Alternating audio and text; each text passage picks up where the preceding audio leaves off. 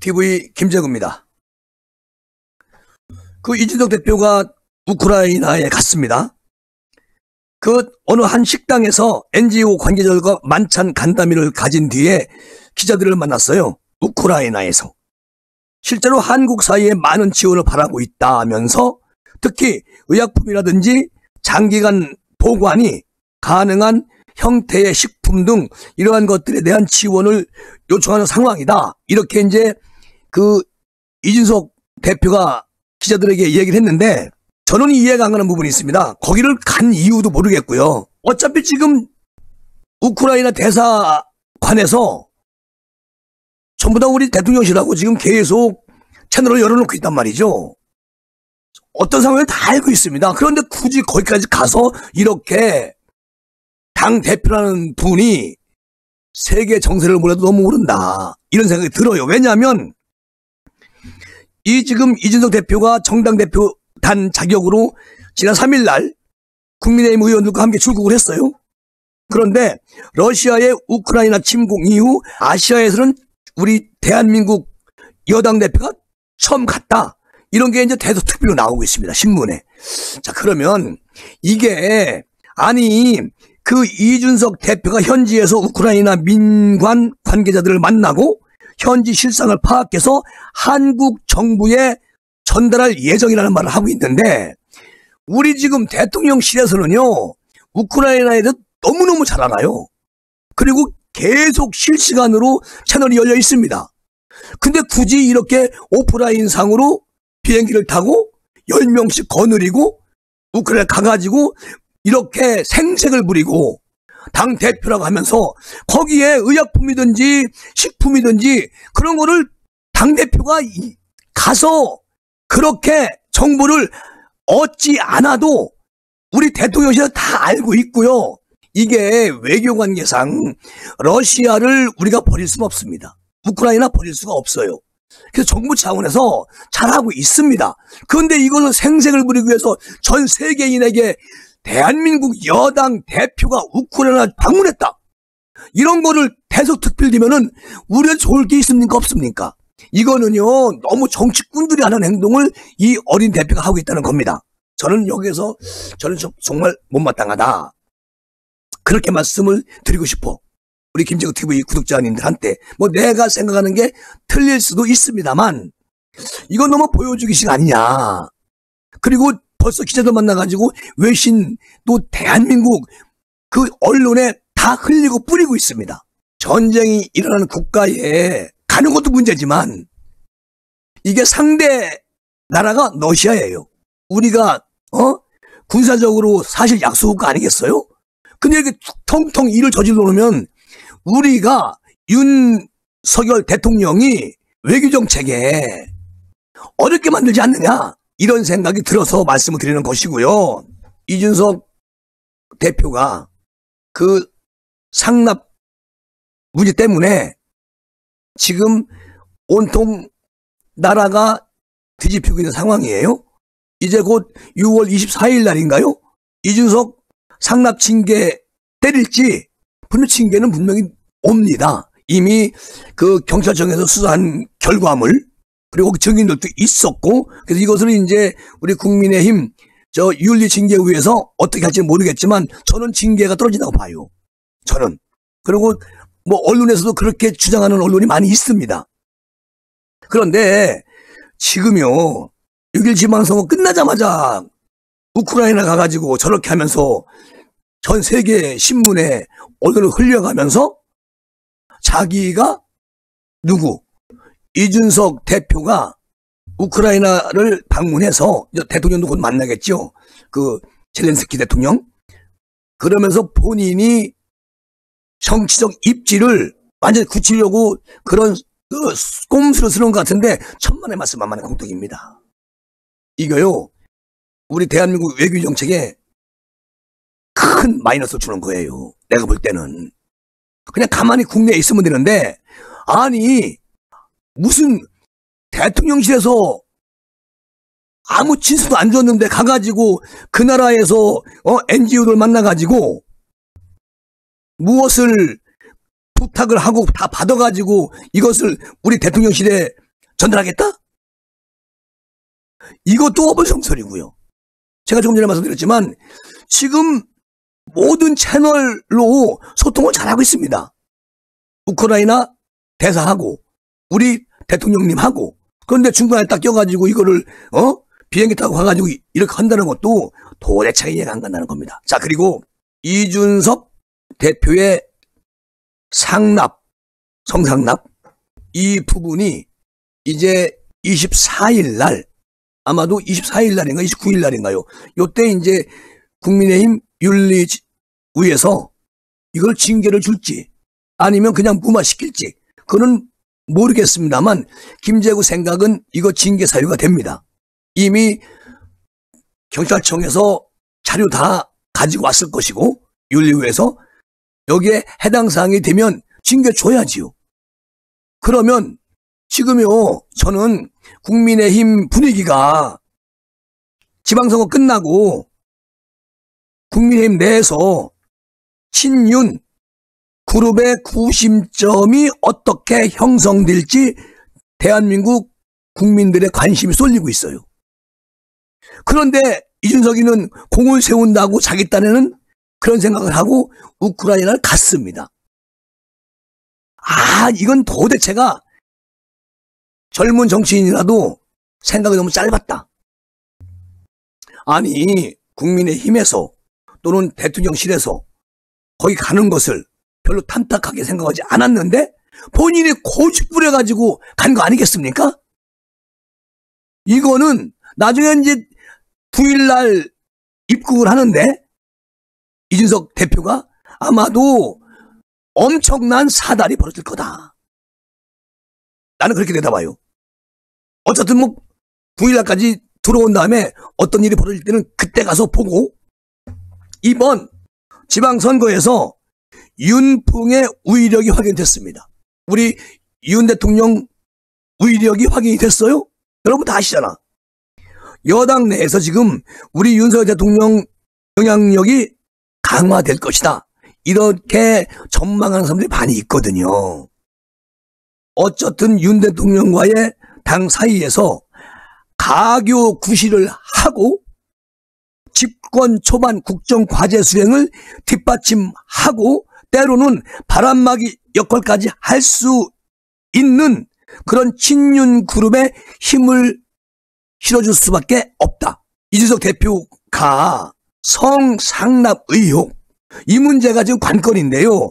이 논란 속에 당 윤리위원회에 희부된 이준석 대표 거취 문제가 맞물려 있습니다. 그러면 조기 전당대회 개최 가능성까지 지금 거론하고 있어요. 아니, 우리 윤심에 계신 분들은 그럴 수 있죠. 아니, 안철수 의원도 거기까지 생각하고 있지 않을까? 라는 생각이 듭니다. 왜냐하면 당권 경쟁 와중에 친윤그룹 핵심을 차지하기 위한 물밑 주도권 싸움이 치열하게 벌어지고 있다. 나는 그렇게 봐요. 김재구는 현재 친윤그룹 주류를 이룰 것으로 가장 많이 거론되는 인사들은 윤 대통령의 정치 입문 때부터 함께 해온 이른바 윤핵관, 여기에는 권성동, 장제원, 어쨌든 1순위입니다. 그리고 윤한웅, 이철규 이런 의원들도 있습니다. 국민의힘 최다선인 정진석 국회 부의장도 대표적인 친문 중진으로 뽑히고 있잖아요. 이런 분들이 있습니다. 이런 사람들 전부 다 눌러버리려고 최재형 의원을 혁신위에 앉혀놓은 이준석 대표. 그리고 지금 혁신하는데 이 혁신은요, 공천혁신을 얘기하는 겁니다. 공천혁신은 얘기 안 되는 거예요. 그것은 당권을 완전히 손에 쥐겠다는 이준석의 계산법입니다. 당내에서는 아예 공보 모임 등 의원 모임을 새로 만들어가지고 친윤계 의원들이 목소리를 낼 수 있는 창구를 마련하자는 아이디어도 옹호하는 것으로 전해지고 있는데요. 이 경우에 특정인 몇몇에 의존하는 형태가 아닌 더 개방적인 형태로 친윤 그룹의 세를 늘릴 수 있는 그런 계산적 얘기가 나오는 겁니다. 저는 여기서 안철수 의원이 이제 원내에 재입성합니다. 그러면 안철수 전 대통령직 인수위원장의 당권 도전 여부는 여권 내에서 권력 지형의 주요 변수가 되겠죠? 자, 여러분, 여기서 권성동 원내대표도 장제원 전 비서실장도 안철수 당대표를 손을 들어줘야 됩니다. 그래야 힘이 실리는 것이거든요. 그러니까 이게 협치 화합을 해야 됩니다. 그리고 힘을 키워야 돼요. 그런데 여기서 욕심부리다가 권성동 원내대표가 당대표 나오려고 욕심부리고 장제원 의원이 또 그런 생각을 하게 되면 국민들에게 완전히 밉상을 보이게 됩니다. 근데 저는 개인적으로 장제원 의원님께서는 당대표 출마하지 않으실 겁니다. 권성동 원내대표는 가능해요. 출마할 가능성이 있어요. 어떤 성품이나 또 인성을 봤을 때 지난 대선 막판 극적인 단일화로 승리에 기여한 우리 그 안철수 의원은 자신의 궁극적 목표인 차기 대권을 위해서 일단 당권부터 잡아서 당내 기반 확대를 만들 것이라는 관측이 나오고 있는데 여기에 저는 개인적으로 장제원 의원은 아마도 안철수 의원에게 힘을 실어주지 않을까. 왜냐하면 윤석열 대통령 의중을 잘하는 장제원 의원이 아마도 중간에서 그렇게 도와줄 것이다. 그런 생각을 하고요. 이번에 우리 윤석열 대통령 인수위원장을 맡으면서 윤석열 정부의 초반 정책을 총지휘를 했는데 정말 아주 기가 막히게 했습니다. 거기다가 윤석열 대통령하고 대통령실과의 관계 설정도 문제가 없다. 우리 안철수 의원은 그래서 안철수 의원이 8월에 전당대회 합니다. 그때 당대표 출마한다. 변수가 있다면 이준석 대표입니다.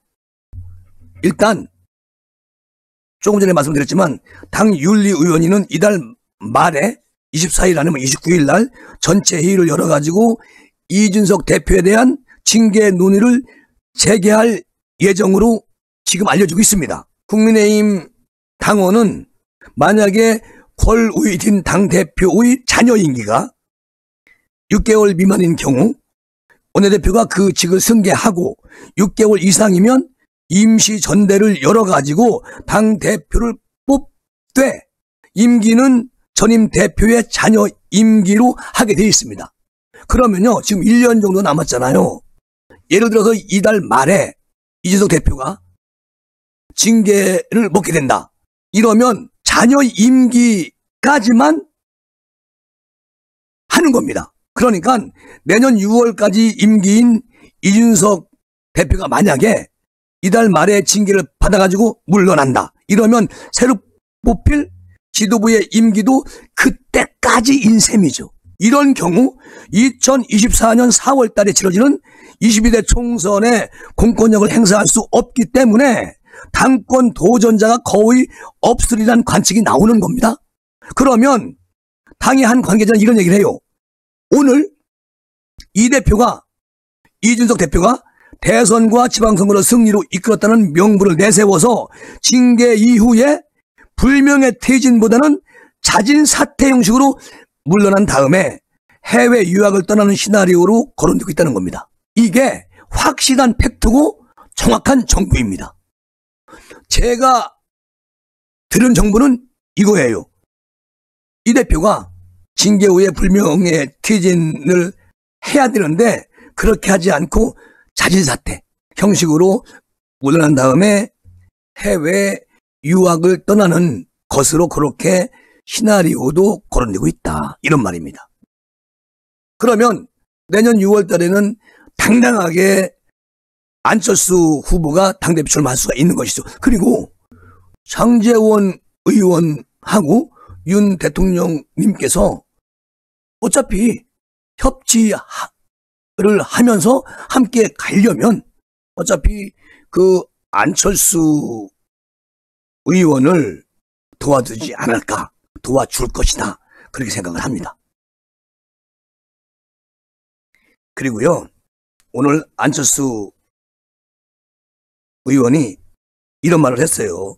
이준석 혁신에 대하여 한 말씀 했는데, 오늘 이준석 대표가 주도하는 혁신위원회와 관련해서 선거제도나 공천, 이거 외에 정책 등 혁신이 필요한 부분은 포괄적으로 노력을 해야지 지금 그것을 하지 않으면 안 된다, 이렇게 일침을 놓습니다. 이준석 대표한테.